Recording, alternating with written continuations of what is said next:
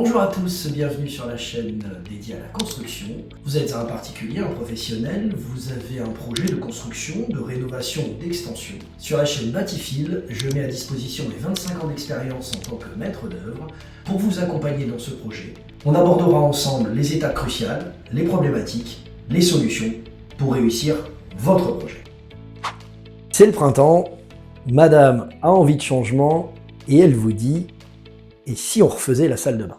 Pas de panique, on est là pour vous aider. Avant de démarrer quoi que ce soit, il faut se poser des bonnes questions. La première question à vous poser: douche ou baignoire? Douche, madame a choisi. Deuxième question: vous le faites vous ou vous le faites faire? Vous êtes courageux, vous le faites vous? Je l'avais deviné. Alors, continuons, répondons aux questions suivantes. Vous le faites vous êtes courageux, vous avez décidé de vous lancer, madame a choisi une douche. Très bien. Maintenant, douche en bac à douche ou douche à l'italienne? Ne cherchez pas, madame va préférer la douche à l'italienne, c'est une évidence. C'est beaucoup plus esthétique et beaucoup plus pratique. Parlons de la douche à l'italienne. Ce qui est important dans la douche à l'italienne, c'est effectivement de bien choisir les matériaux, mais avant tout, l'évacuation de l'eau. En effet, pour une douche à l'italienne, il faut au moins 10 cm d'épaisseur pour pouvoir évacuer l'eau. C'est l'épaisseur d'un siphon traditionnel. Il existe des siphons extra plats, mais ils sont beaucoup moins faciles à installer et beaucoup moins faciles surtout à entretenir. Donc restons dans un siphon traditionnel. Donc vérifiez bien que vous avez une évacuation à portée de main, une gaine technique d'évacuation, et notez surtout qu'au niveau de la distance, c'est 1 cm par mètre pour l'évacuation, donc la position de votre douche à l'italienne sera effectivement très importante également.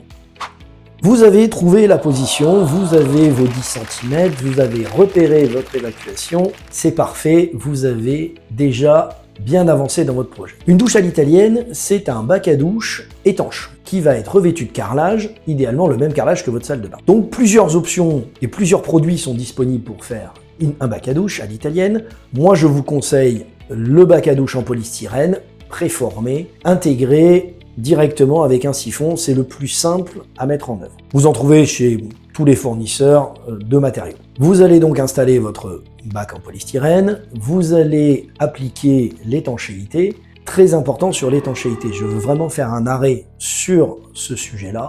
L'étanchéité, c'est ce qui va faire durer votre projet, c'est ce qui va le garantir. Une petite parenthèse importante sur l'étanchéité, vous allez donc la faire vous avez décidé de faire ce projet-là vous-même. Au préalable, vraiment renseignez-vous auprès de votre assureur habitation, parce qu'il y a des assurances qui ne vous couvrent en cas de sinistre que si vous avez fait faire par un professionnel. Renseignez-vous auprès de votre assurance qui vous dira comment faire pour garantir la pérennité de votre projet et qu'il vous assure.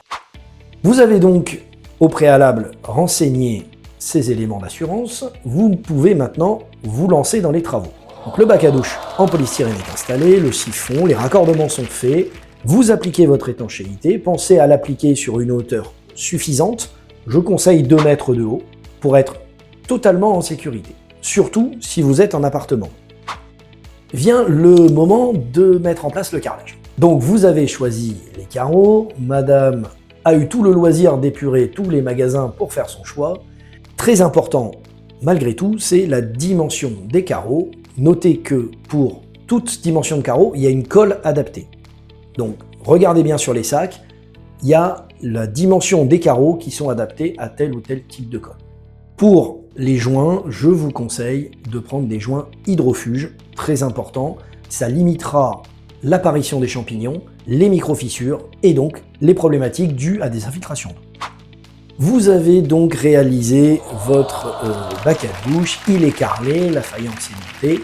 Il faut maintenant choisir la robinetterie. Donc sur la robinetterie, vous avez soit des mitigeurs traditionnels, soit des robinets thermostatiques. Personnellement, j'opte pour le thermostatique, un peu plus cher, mais beaucoup plus confortable. Vous pouvez sélectionner la température et vous avez très souvent le ciel de douche qui est livré avec et qui vous permet d'avoir soit la pomme de douche, soit l'eau depuis le ciel de douche. Au niveau du ciel de douche, pour pouvoir réaliser correctement ce travail, je vous conseille de bien vous équiper en outillage. Essayez de prendre du matériel semi-professionnel, sinon vous allez casser beaucoup de carreaux, vous allez consommer énormément de matériel et de matériaux pour finalement un écart de prix pas si important entre du bas de gamme et du semi-pro. Donc ça concerne la carrelette pour couper les carreaux, le disque diamant et la scie cloche diamant, diamètre 35 mm, qui va vous permettre de faire les percements au niveau des arrivées d'eau chaude et froide de votre robinet. Ça fait des découpes nickel sur tout type de carreaux, qu'ils soient émaillés ou en grès cérame. Le choix se porte sur la baignoire. Madame voulait une douche, vous avez gagné. Vous souhaitez une baignoire, vous l'avez. Super.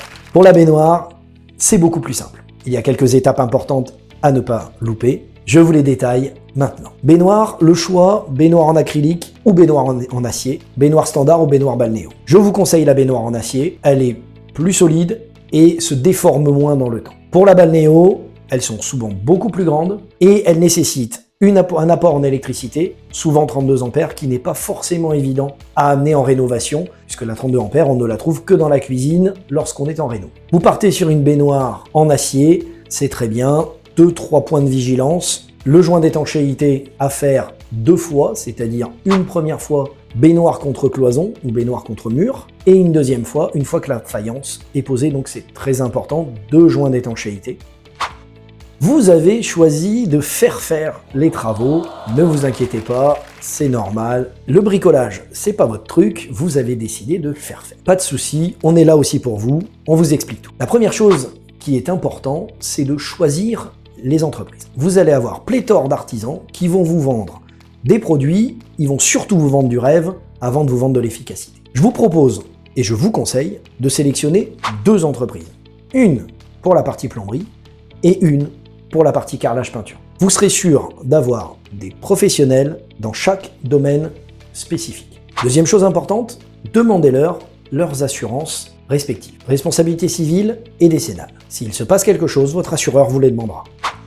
Maintenant que vous avez établi de choisir les artisans, je vous propose de très bien définir votre projet. N'hésitez pas à regarder les magazines, n'hésitez pas à regarder des émissions, allez vous déplacer chez les fournisseurs pour choisir votre matériel, choisir vos matériaux.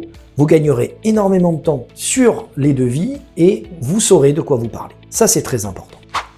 Madame a choisi le carrelage, madame a choisi la robinetterie, madame a choisi le bac à douche. Oui, madame choisit tout, on le sait. Et vous, vous choisissez l'entrepreneur. Tout est prêt, tout est carré, il n'y a plus qu'à faire. Même si vous avez décidé de le faire, je vous invite à bien vérifier toutes les étapes importantes que j'ai données dans le début de la vidéo.